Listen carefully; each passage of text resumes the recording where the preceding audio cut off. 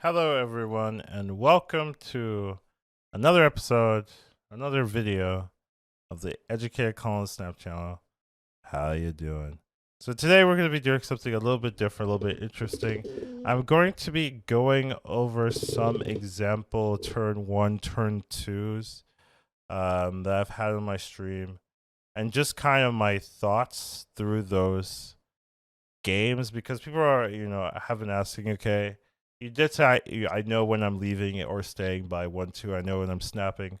But how, what's going through your head why you're doing that? So I thought this might be a useful video for you guys just to kind of gauge the mindset and the ideas. Obviously, you guys are playing different decks, right? And different opponents and stuff like that. But like the idea should still transfer pretty well. So I thought this is a different type of video than like a PowerPoint, and kind of just like showcases what's going on in my head. And I'm gonna try to get like different decks and stuff like that. Whatever. All right, so in this first example, right, you can see I'm playing Patriot, and here we have the first draw and the first location. So I would say already from this I'm favored, and I could snap like already like because I have some of my win cons already in my hand, right? So with Patriot deck, like the two key win cons, I would say for this particular list is just having a buff target and then having the Ultron, or if you don't have Ultron, having like Debris and then some other synergistic card that summons extra units, right? And I already have the Patriot, I already have the Ultron, and I have the Wasp. Those are really, really good pieces for the core. I can like win the game with just Patriot Ultron. That's it. And I can like you can win the game like that. So having both already turned one into a location like Nivavel or Nida is just really good because I know I can fill that location. I know I can get full value. Your opponent, I don't know what he's running, but it's not guaranteed that he can fill that location. He can get that full value. So it's just a really good start here, and I can already be thinking about snapping. I do think turn one snaps are pretty risky unless you're like super confident. Like you could do it, but like you don't have to. So I probably wouldn't snap here, but I'd be thinking about it. So don't do anything. Turn two here, right? Now we get our next location. Our opponent played nothing. That's a big sign, right? Big sign that they didn't get a really good start, right? Or their cores, right? Like so when your opponent is playing one, playing two, playing three, like that means their hand is good, their curve is good. You might want to be careful. So they played nothing turn one. Even though we played nothing turn one, we don't have to play anything. Our deck doesn't really play much turn one, so that's not a downside on our part, but it's a downside on any opponent's part, right? Because they want to be curving up properly.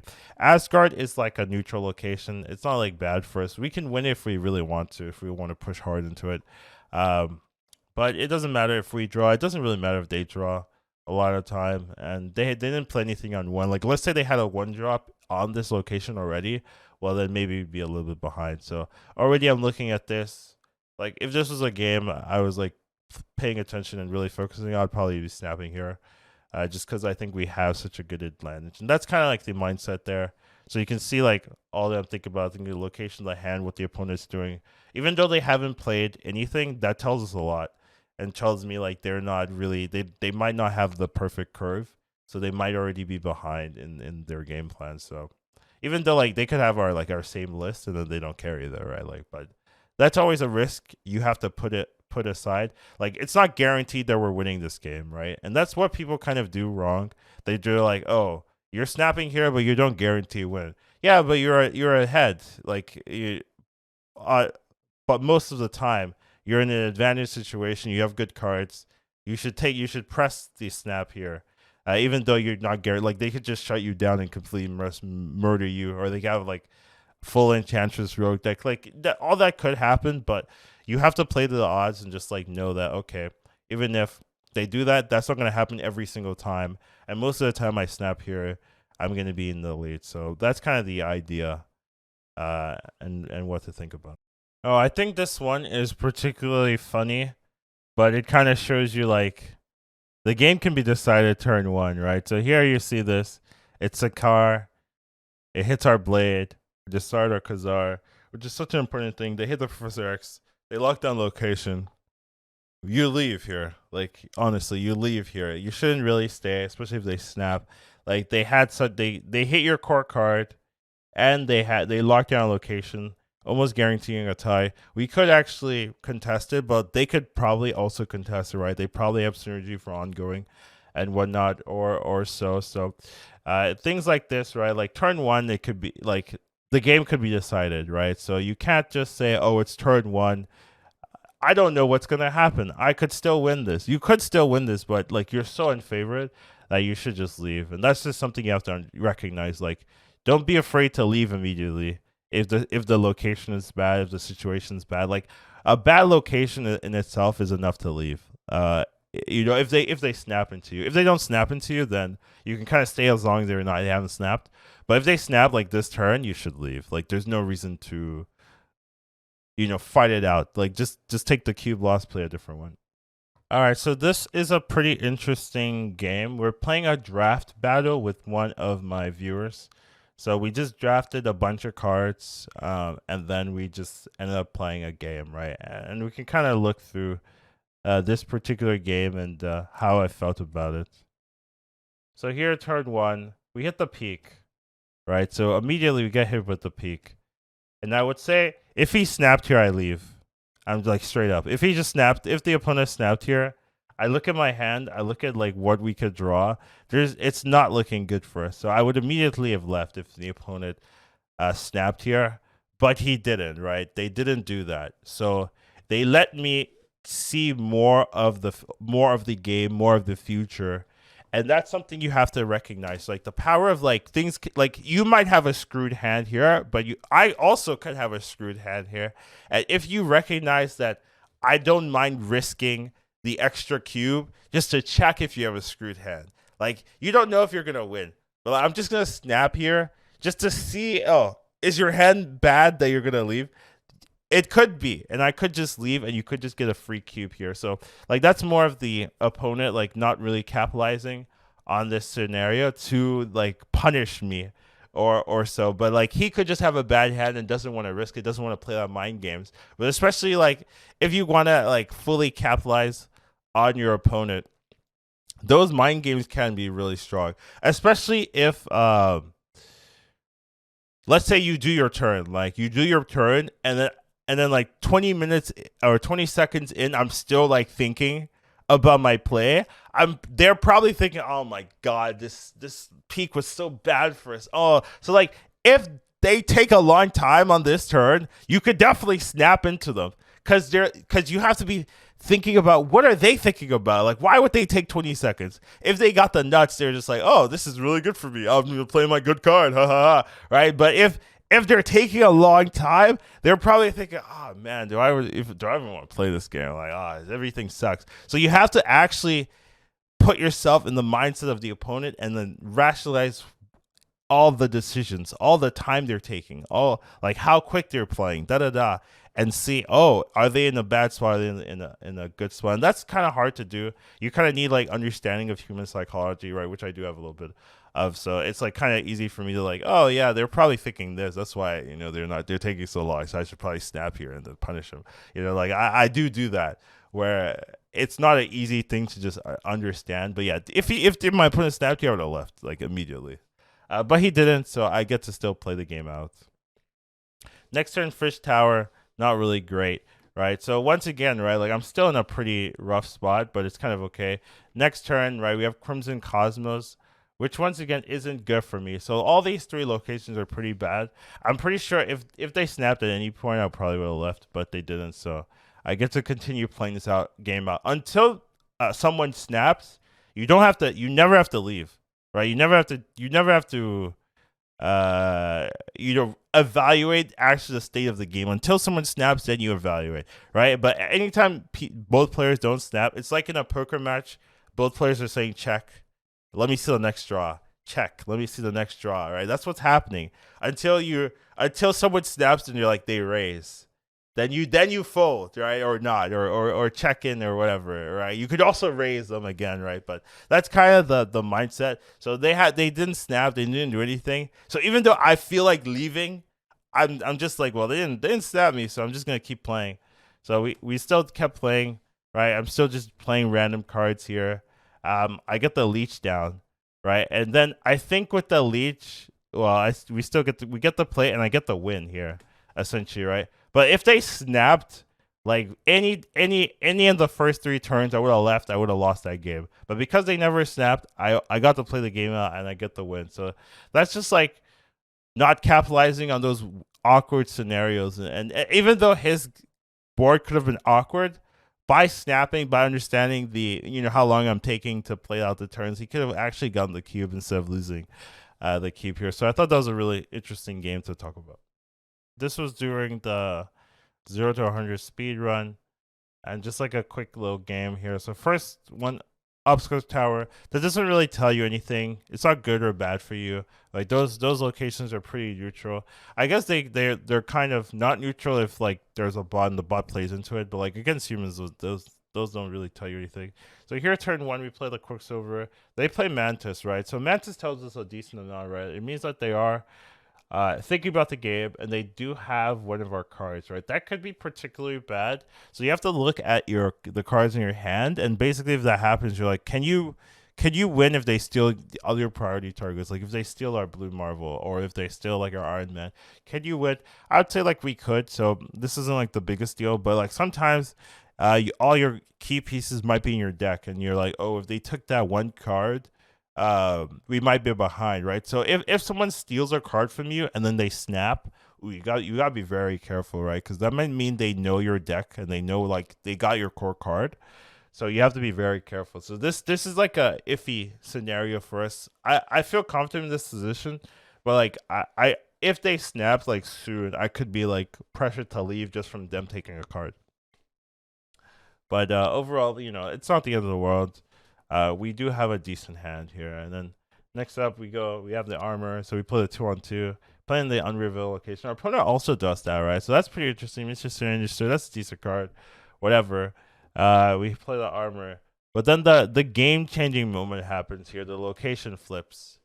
And then boom, it's Savage Lands.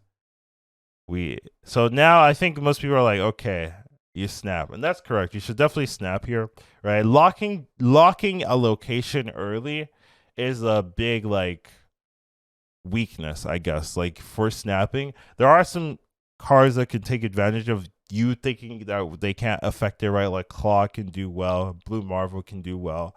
But like early on in the game, if you just like lock all 4 locations, that's why the Raft can be a trap.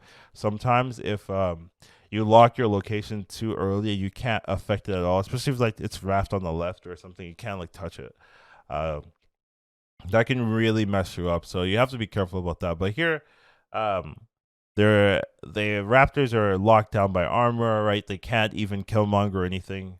It's just an easy snap here. So we kind of, I'm pretty sure I figured that out here, and I'll snap like this turn. Yeah, so we definitely snap because like we understand that scenario, and our opponent's good enough to also realize, oh, probably that's a good snap. I should leave. So those are kind of the things that you want to be aware of. Oh no, they played it out. Wow, that's crazy. They played it out. Okay. Oh, they didn't even know. Look at them. They played Colossus, and this is a new player. This is when we were doing the speed run. They didn't even know the Colossus didn't move, and then they leave. Oh, okay.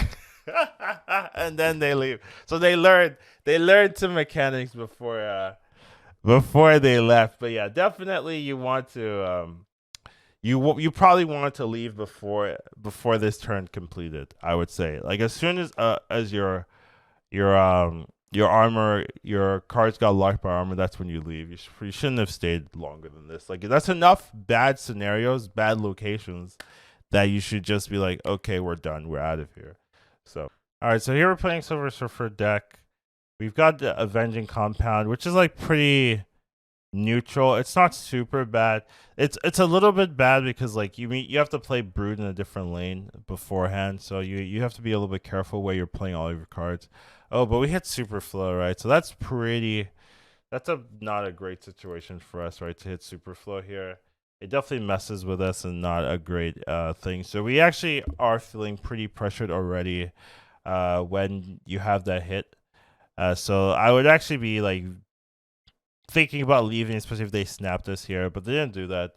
And then next up, we hit the what do we hit? We hit District X, right? So yeah, definitely like these are the locations where you leave. This is not a staying position because okay, we've lost our cards and they have the super flow advantage and they also have like a good card in the compound or sunspot, so it's going to be hard to contest that lane in a lot of cases, and then we just don't have like a lot of good threats here. The nice thing is we do have the storm, so we can kind of neutralize their super flow advantage, but overall like it's still not a great spot to be in. So if they like snapped here, I'd probably leave. So those are kind of like the game plans you have to be aware of. Like, ooh, this is bad. Let's go.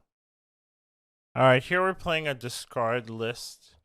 So taking a look at our hand isn't like super premium, but it's not bad. So we do have to see what our final draw is. Shadowlands doesn't really help us, but we don't know if our opponent can take advantage of it or anything. So we're kind of neutral. But they do play Antlands, so they do have a 1-drop that's pretty scary, and they also have a card that synergizes with the Shadowlands, so that's actually pretty bad for us. So, not the greatest scenario. We do Swarm, which is whatever. But now you see things have changed a little bit, right? Now we have the Colin Wing plus Swarm plus Modok setup, and that's actually really powerful. So from this turn on, I'd say we've turned it around. We're now in advantage. So at turn one, right, I would say we're not in a great spot. But as soon as we draw the Colin Wing with the Swarm already in the hat, with the Collector, now we're actually in an okay spot, right? We can play the Collector down, and then I assume next. Then we hit New York, right? So New York. Now we have all these 3 locations. None of these locations are pretty game deciding in our negative or our positive. So we're kind of neutral. The one advantage is we have a good hand. So I would say this is actually a pretty good spot for us. So we could actually snap here with a hand like this, right? We get the Cullen Wing Swarm, right? So we're probably playing Cullen Wing. Yeah, we hit the Swarm. We get the Swarm. We get the Collector buff, right? And we know next turn soon we're going to get the power play, right? So like already here, I'm thinking, okay, we should probably be snapping. If not, depending. I'm pretty sure I was just like play testing this deck because we didn't have the full build. But like if I was like wanting to climb, wanting to really focus, I probably would have snapped already. So that's just kind of the idea behind it, right? Making sure like, oh, we have a good hand, we have a good setup, we should already be snapping if they haven't done anything crazy, right? They played Wolf's Bane, which does take advantage of the Shadowlands once again, but like it's not a crazy advantage. It doesn't feel oppressive, so I'm not like too scared of that kind of start. So those are really the ideas behind turn one, turn two, kind of knowing exactly what we're thinking about, how to take advantage, looking at the locations, looking at our hand, looking at what our opponent played, and really figuring out how do we want to win this game? How favored are we? Should we be snapping? Should we not be snapping? Should we be watching and seeing what composition they're playing, and then moving on from that? So it's just kind of the mindset of always paying attention every single turn, every single moment. How long are they taking? What compositions are they running? And then using that to figure out whether to snap aggressively or play reactively. If they don't snap, you can always keep playing and keep getting more information to figure out who's actually in the lead. So hopefully you guys enjoyed that type of video. It's a little different than my usual, but hopefully you learned something, and I'll see you in the next one.